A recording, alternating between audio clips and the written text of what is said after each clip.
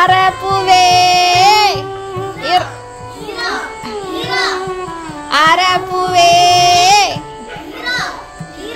കുട്ടിയുടെ ശബ്ദമില്ലല്ലോ കുട്ടുക ആരാപ്പൂവേ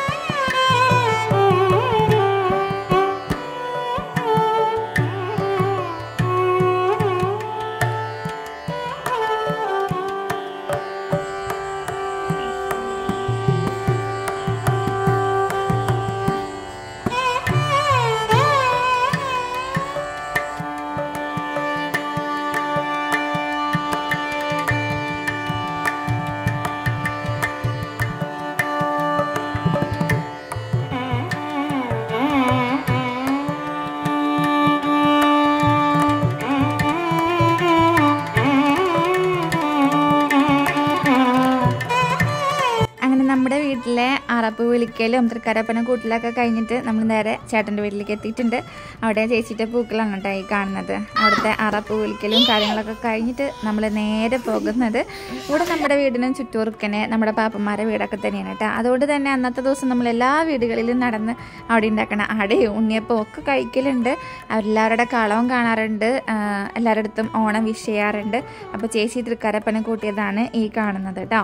നേരെ നമ്മൾ ഗോപിപാപ്പൻ്റെ വീട്ടിലേക്കാണ് പോയിട്ടുള്ളത്. നമ്മൾ ചെന്നതിന് ശേഷം കേട്ടോ അവിടെ എല്ലാ കൊല്ലം ആറാപ്പ് വിളിക്കുക. കാരണം ഇവിടുന്ന് പിള്ളേർ ചെന്നിട്ട് വേണം അവിടെ പോയിട്ട് ആറാപ്പ് വിളിക്കാൻ. അവിടെ പ്രത്യേകിച്ച് പിള്ളേരൊന്നും ഇല്ലാത്തതുകൊണ്ട് പാപ്പനും മേമും പായു അമ്മു അതുപോലെ തന്നെ കുട്ടു നന്ദുമോള് ഇവർ നാലാളും കൂടെ നിന്നിട്ടാണ് ഒരുവിധം എന്നല്ല ഒരു നാട്ടിൽ സെറ്റിലായതിനു ശേഷം ആറാപ്പ് വിളിക്കാറുള്ളത് കേട്ടോ.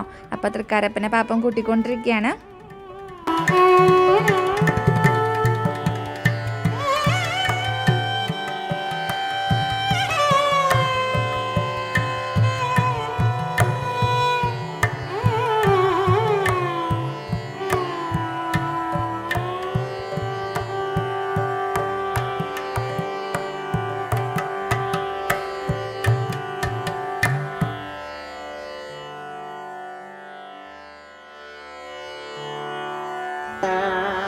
ഇത് ബിജു പാപ്പൻ്റെ വീടാണ്. ഇവിടെ പൂക്കളം ഒന്നും ഇട്ടിട്ടില്ല, തൃക്കാരപ്പനെ മാത്രമാണ് കൂട്ടിയിട്ടുള്ളത്. കാരണം അവർക്കൊന്നൊരു എൻഗേജ്മെൻറ്റും കാര്യങ്ങളൊക്കെ ഉണ്ടായിരുന്നു.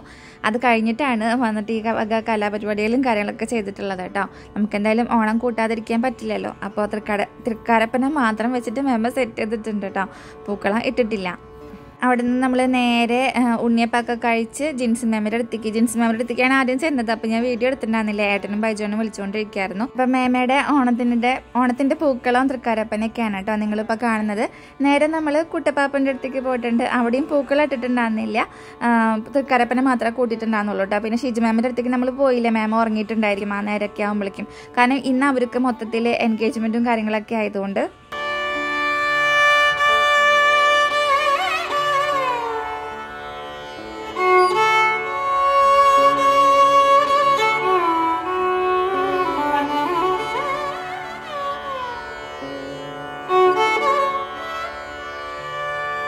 ഇനി നാളെ തിരുവോണാണ്. നമ്മൾ തൃക്കാരപ്പനെ കൂട്ടുന്നതിൽ ചിലപ്പോൾ മിസ്റ്റേക്കും കാര്യങ്ങളൊക്കെ ഉണ്ടായിരുന്നിരിക്കും. എൻ്റെ പരിമിതമായ അറിവിൽ നിന്നുകൊണ്ടാണ് കേട്ടോ ഞാനിതൊക്കെ എല്ലാ വർഷവും ചെയ്യണത്. ഞാൻ പറഞ്ഞിട്ടുണ്ടായിരുന്നു എനിക്ക് എൻ്റെ അച്ഛന് കൂട്ടിക്കണ്ടിട്ടുള്ള ഒരു പരിചയം മാത്രമേ ഉള്ളൂ. ഇതിൽ തെറ്റുകുറ്റങ്ങളും കാര്യങ്ങളൊക്കെ ഉണ്ടാവും. അത് ക്ഷമിക്കുമെന്ന് ഞാൻ വിചാരിക്കണം കേട്ടോ.